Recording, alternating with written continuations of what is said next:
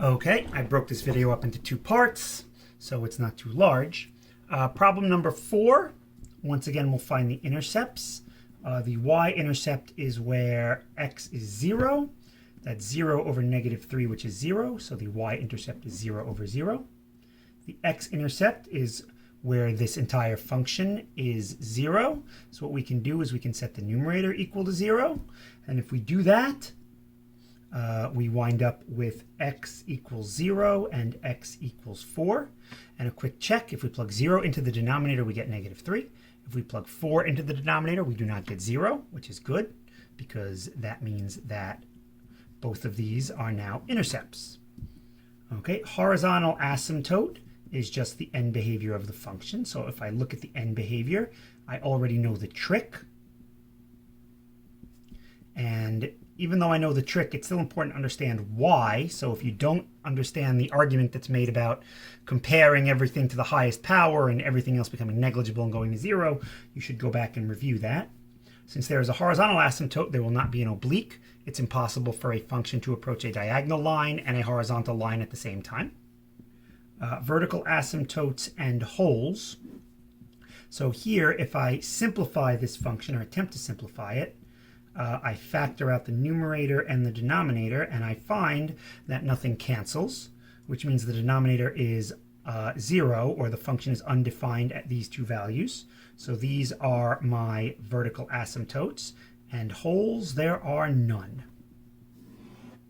So now what we can do is we can graph this. 1, 2, 3, 4, 5, 6, 7, 8. I'm going to go with whole numbers as my scale, with a scale of each tick mark representing 1, because I don't have any fractions that I'm dealing with in any of the calculations from above. The point 0, 0 is on here. The point 4, 0 is on here. I have a horizontal asymptote of y equals 3. I have vertical asymptotes of x equals 3 and x equals -1. And you might notice that in this particular problem here, we now have 3 different regions, not just 2. We have the region to the left of x equals -1. We have the region in between x equals -1 and x equals 3. And the region to the right of x equals 3. So this problem's a little different because I have a little more work to do now. So for starters, I'll look to the right of x equals 3. I see I have a point in the bottom region, not the top, which means my graph will be in the bottom region. There we go. On the left side here, my graph could either be up here or in the region below. I don't have any x-intercepts down here, so my graph will not intersect the region below. So it's got to be in the region above. And now I have this middle section. And the problem here is I don't know what the graph is doing. There are 4 possibilities. The graph could start at the top, come down through the origin, and then keep going down and decreasing. The graph could come through the origin and then increase. The graph could increase the entire way, or the graph could increase, hit the origin, and then decrease. So here's where we have to do that finishing touches that I was talking about. So one thing that the book suggests, the textbook that you have suggests to do, is to check, does your function intersect its asymptote anywhere? And yes, this is absolutely possible. A function can intersect its asymptote. Asymptotes are simply what the graph looks like at the end behavior. Or a vertical asymptote is what the graph starts to look like as a vertical line. So with these horizontal asymptotes, yes, the graph does approach this line. But if I'm not at the end, then my function can absolutely intersect the horizontal asymptote. So here, let's check and see if my graph intersects the horizontal asymptote. I'll take the function. This is the equation of the function. I'll take the horizontal asymptote. I'll set them equal to see if there are any points of intersection. If we solve this by cross-multiplying, something nice happens in that I'm no longer dealing with the x squareds. And then I wind up with 0 equals 6x minus 9, or x equals 3/2. So that means that when x equals 3/2, my graph intersects the horizontal asymptote. So I know that my graph cannot decrease down to the origin because it does not intersect this horizontal asymptote anywhere between -1 and 0. So now I know that my graph will look like this. The only question is, does my graph then turn around and decrease, or does it keep going?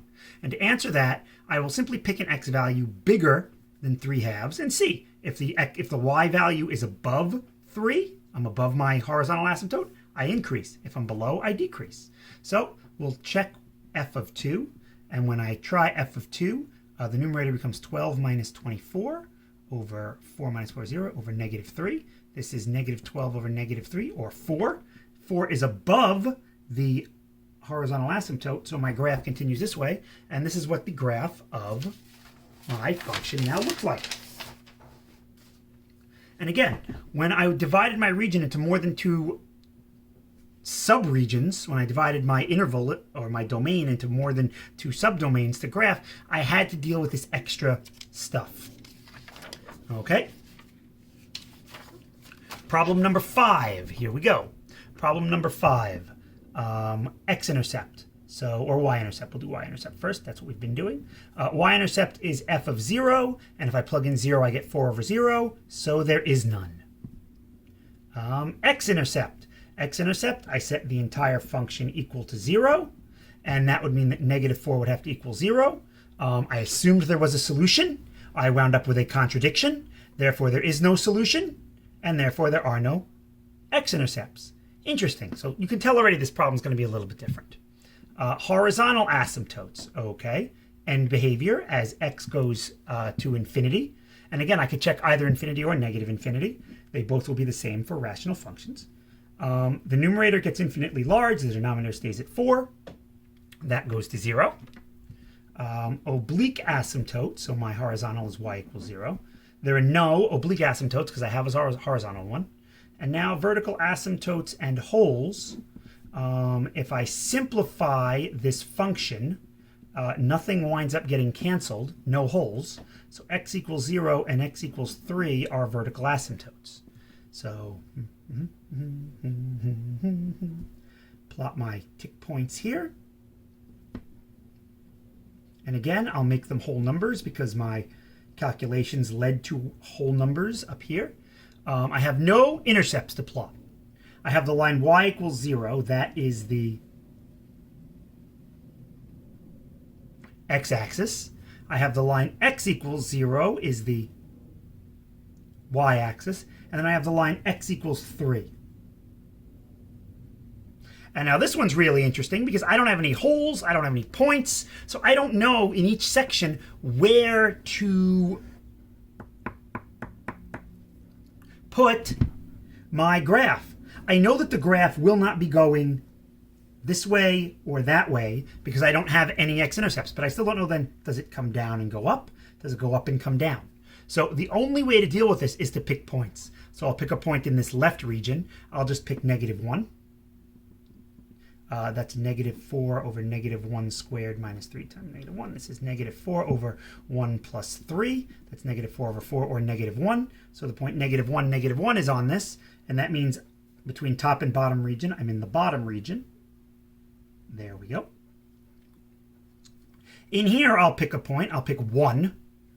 Let's see, so f of 1 would just be negative 4 over 1 minus 3, which is negative 2, which is 2. So the point 1, 2 is in here. So my graph is going to be coming down. I don't know exactly where it's going to be turning, but again, it's just a sketch. Doesn't have to be perfect. I mean, I know that it cannot go through the x-axis because there are no x-intercepts whatsoever. And then this final one, we might guess that it's down here just because of symmetries and whatnot, but just because we think it should be doesn't necessarily mean it has to. Let's try f of 4. Let's see, we get negative 4 over 16 minus 12, which is 4. That's negative 1. And sure enough, it's down here. And there is the graph of my function. Again, we do this logically. And since there were no points or holes or anything for me to go by, I had to just pick points. There was no other nice way of doing it. All right, last example problem, and this one has an oblique asymptote. So here we go, oblique asymptote. I can see that. Let's see, y-intercept is when x is 0. When x is 0, I get 0 over negative 6, which is 0. So the point 0, 0 is a y-intercept. It's the y-intercept. Okay. Then we have my x-intercept. That's where we set the whole thing equal to 0. And, oops, x cubed minus 16x equals 0. This would be x, and then x squared minus 16. So we get x equals 0, x equals -4, and x equals 4. And now a quick check. When x is 0, we're good. When x is -4, the denominator is 16, 20, minus 6 is 16 again. So we're good. That means the denominator is not 0. So we're good. And when x is 4, we get 16 minus 10, which is not 0. Whoops. So this is the point 4, comma 0. So these are my 3 intercepts for the x-intercepts. Okay, then I have to look for horizontal asymptotes. I already know there are none because the numerator is 1 degree higher than the denominator. This is going to shoot off to infinity, but will give me an oblique asymptote. So to find the oblique asymptote, I've got to do some division. X squared minus x minus 6 divided by x cubed minus 16x. And I can't forget when I do this to include the 0x squared. I could put the plus 0 at the end here, but it doesn't really help me one way or the other. This is x cubed minus x squared minus 6x, subtract. This is x squared minus negative x squared is an x squared, because there are none up there. Negative 16 plus 6 is negative 10. Okay, I could bring down the 0, it doesn't matter. This is plus 1. X squared minus x minus 6. This part really doesn't matter because the rest is going to go to 0. So my oblique asymptote is y equals x plus 1. And now my vertical asymptote and holes.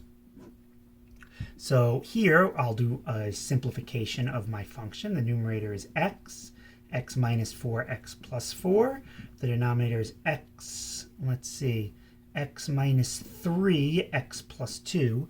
Nothing cancels, so there are no holes. So I have vertical asymptotes x equals 3 and x equals -2. Everything seems to be an integer, so my tick marks I'll make as integers. And my scale will be each tick mark is worth 1.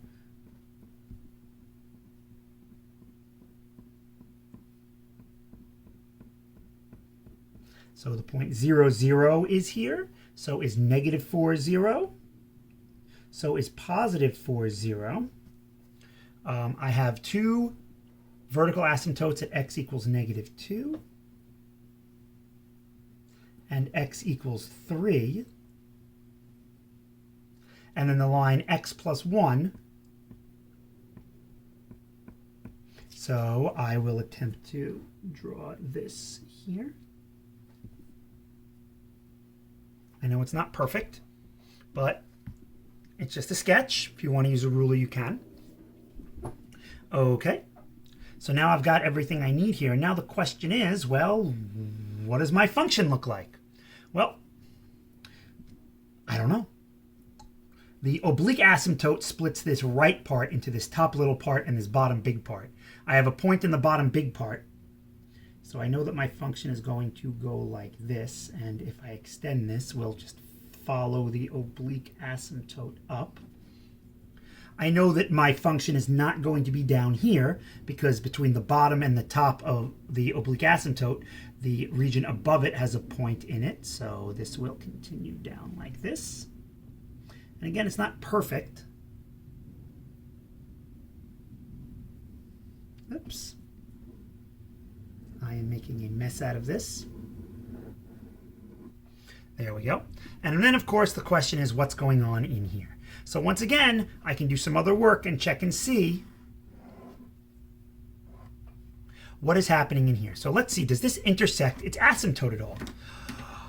Well, let's see. One way to do that is x cubed minus 16x over x squared minus x minus 6 equals x plus 1. And when I do that, I cross multiply and I get this is equal to x cubed, forgive me, and then that would be x squared minus x squared, so those would cancel.